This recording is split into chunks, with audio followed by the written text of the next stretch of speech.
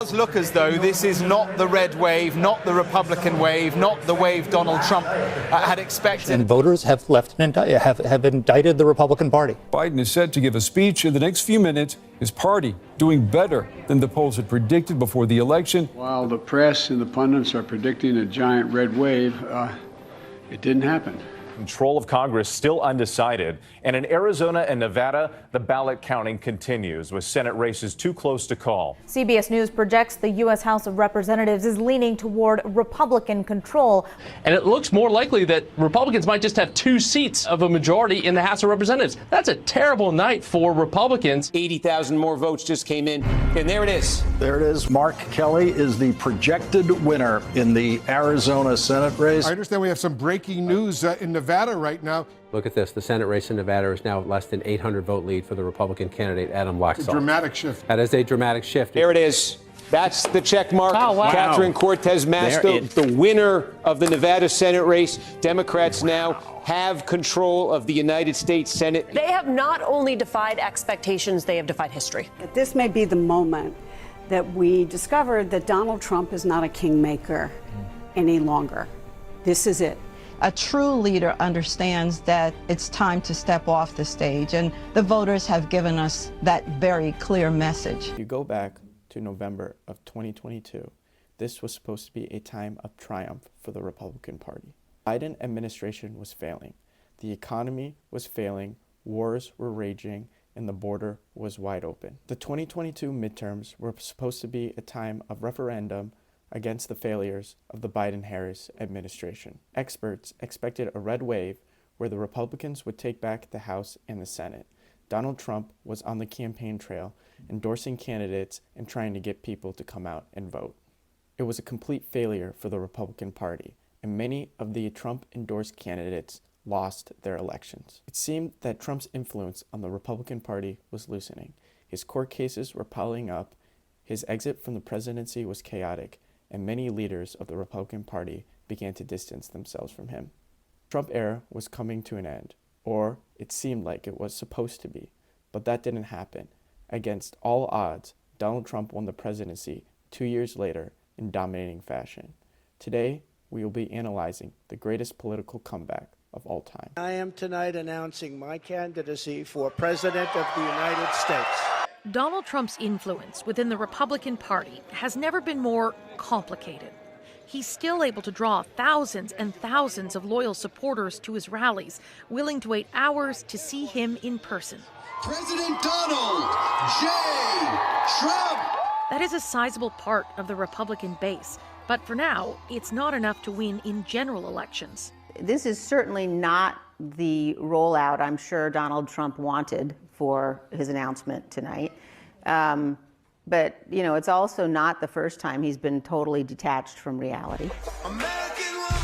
The high-profile candidates Trump endorsed in the midterms lost, notably Arizona gubernatorial hopeful Kari Lake. She embraced all things Trump, and her bid was widely seen as a test run of how another Trump campaign might go. It did not go well.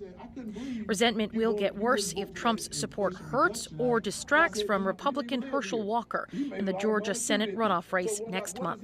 The 2024 election is in 2024, duh. And the most important election, I think, for the American people is in Georgia. Trump's legal exposure only adds to the complex state of affairs. There's the search of his Florida home by the Department of Justice for classified documents. Prosecutors in Georgia are looking into his efforts to overturn the 2020 election. He's not complying with a subpoena from the January 6th committee. There's also the ongoing criminal investigation into the attack on the Capitol itself. And that's not even all of it. During the 2020 campaign, Trump's campaign ads tried to make him look more presidential. They limited his off-the-cuff moments, kept him on script, and limited his public appearances to interviews with the legacy media.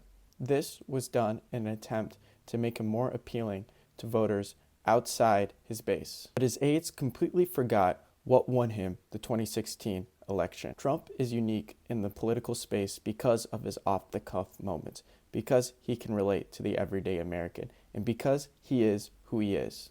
His 2016 campaign manager, Corey Lewandowski, coined the phrase, "Let Trump be Trump," because this is exactly why Americans loved him and voted for him in 2016.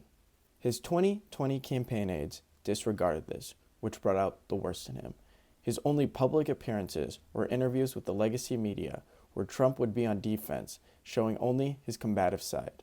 When this is the only aspect of Trump that the public sees, it alters his image and persona to a monochrome.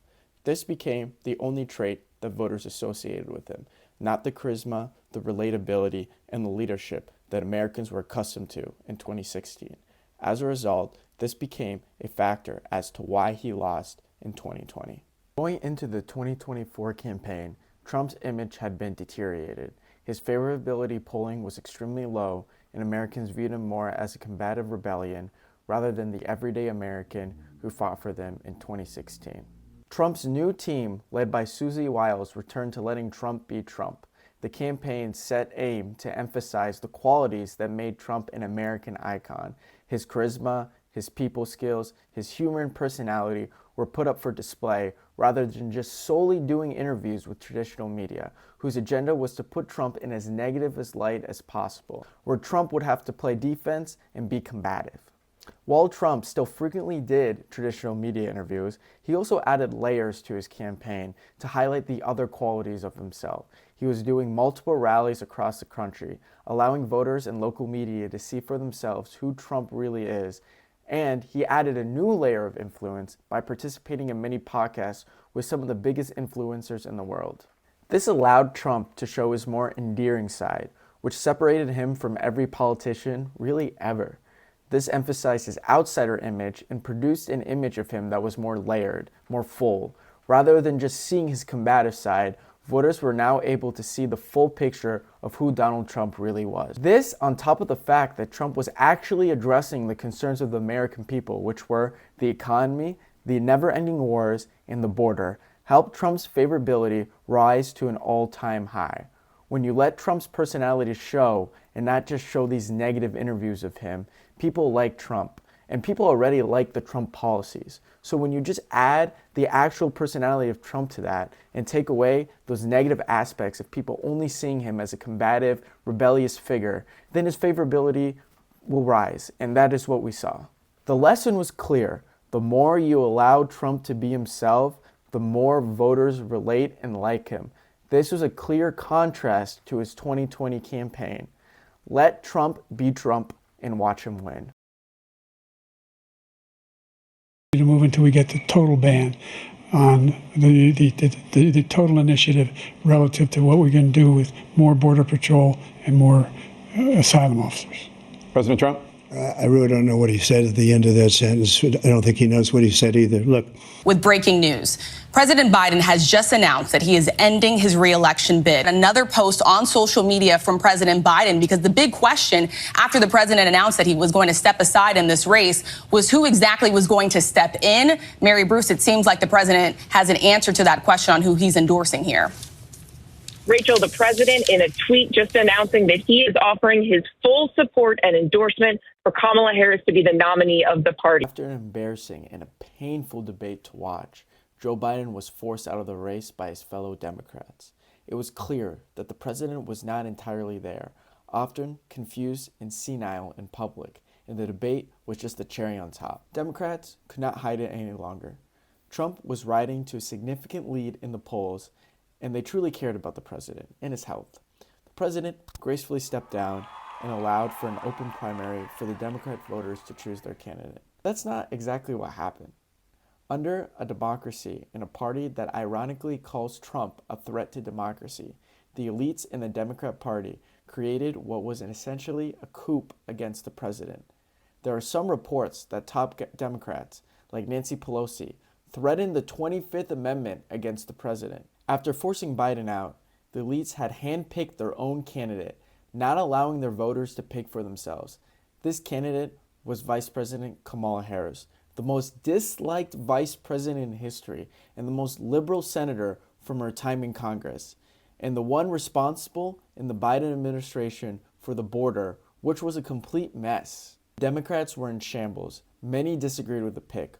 One anonymous senior congressman from the Democrat Party was quoted as saying, and I'm not joking, this is a real quote, "We are to the New York Post." I'm not kidding.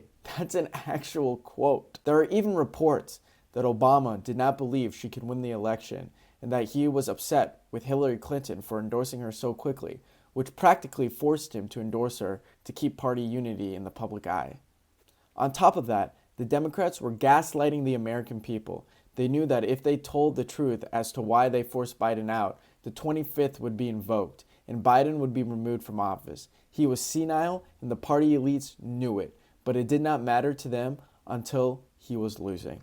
They lied to the American people, thinking that they were chumps, even though it was clear to anyone with a little bit of common sense that he was not all there. They told us that he was making way for the future, the amazing Kamala Harris, who was beloved by the American people.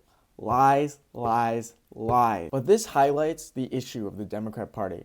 The party that held its roots in the working class is gone. They are all out of touch, bathing in their filth, in their little bubbles outside the premise of actual American society. They go to their cocktail parties in DC, vacation in Nantucket, drink wine in Martha's Vineyard, get shout-outs from celebrities, and attend Diddy parties in Hollywood. They are completely out of touch with the American people. Their actions and policies show it. And it's even worse when you look at the actual campaign that VP Harris ran. We also then have to be clear about the needs of their parents and their grandparents and their teachers and their communities. Because none of us just live in a silo. Everything is in context. My mother she would give us a hard time sometimes, and she would say to us, "I don't know what's wrong with you young people. You think you just fell out of a coconut tree? You exist in the context of all in which you live and what came before you." The economy was failing, inflation was up, wars raging across the world, and our borders wide open. One candidate made their campaign about the issues, and one did not.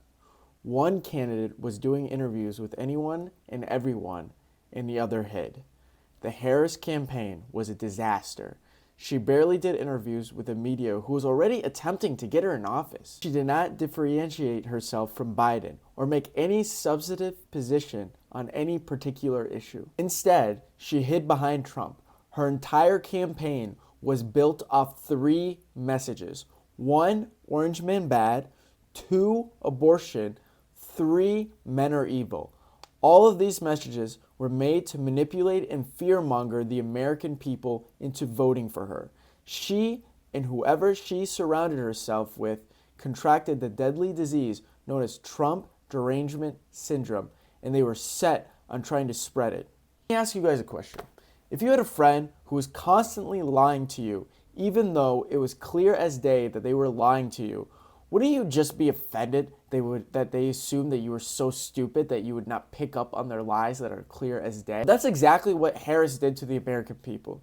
She assumed them to be stupid pawns in her game to the top. She told them Trump was Hitler and wanted revenge on his enemies, even though he was president just 4 years ago and did nothing to silence those who disliked him. She told them that he was going to institute Project 2025, even though he repeatedly denounced it. She told them he was going to take women's rights away to have abortions, contraception, and IVF, even though he supported the latter two, and abortion was out of his hands and is now up to the voters of every state to decide for themselves.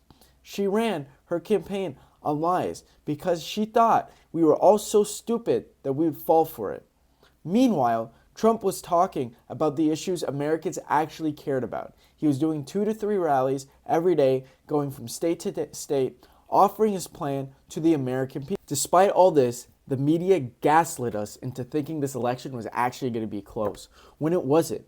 Your gut could have told you that it was not going to be close, but then you would turn on the TV and look at the polls and the political pundits talking, and they would convince you that it might be close, even though your gut probably told you it wasn't. That was a lie. This was by far one of the worst run campaigns in American history. And now we get to see that in the results. In this election, Donald Trump was elected by expanding his support over a number of key groups that we've been digging into this night, all night tonight, as we anticipated where this was headed. And I know we're going to dig into it throughout the course of the day today. And there will be a lot of time spent on how and why he won. It was a landslide victory for Donald Trump. He improved in every demographic, and Harris underperformed Biden in every demographic. He won the popular vote. The Republicans won the Senate and most likely the House. It was a clear referendum by the American people to the Biden-Harris administration. Trump had record-breaking numbers with men, black men, Latinos, young people, working class, and overperformed his expectations with women. Maybe women aren't as stupid as Kamala Harris and Mark Cuban said they were. States like California, New York, New Jersey, Massachusetts, and Illinois all shifted right, with many of them voting more red than expected. All these states are deep blue states, and they all shifted right. For example, California, and Biden won it by 29 percentage points in 2020. Harris only won it by 17 percentage points. We're talking about California here. To emphasize how the Democrat Party has fallen from its once proud roots of being the party of the working class people, Harris got the majority of wealthy or college-educated elite votes, while Trump won the working class votes. How ironic. Now the Democrats are in pure denial, blaming everyone but themselves for the defeat. They pull out every card in the book, calling voters racist, misogynist, even stupid, because they believe a little degree makes them smarter than everyone else, even though they probably have no actual skills that are vital to American society. Donald Trump won, and he did it in dominating fashion. He did it against impossible odds. The victory should be celebrated as the American dream, that against all odds, you can achieve victory. That's the most American thing ever.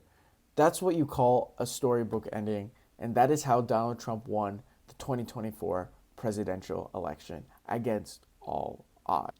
Thank you guys so much for watching this video. I deeply appreciate it. It took a lot of time to do. I had a lot of fun making it. If you got all the way through, I'd really appreciate a like and a subscription from you. I'm having fun making these videos, and I hope to continue making them. But thank you very much, and peace.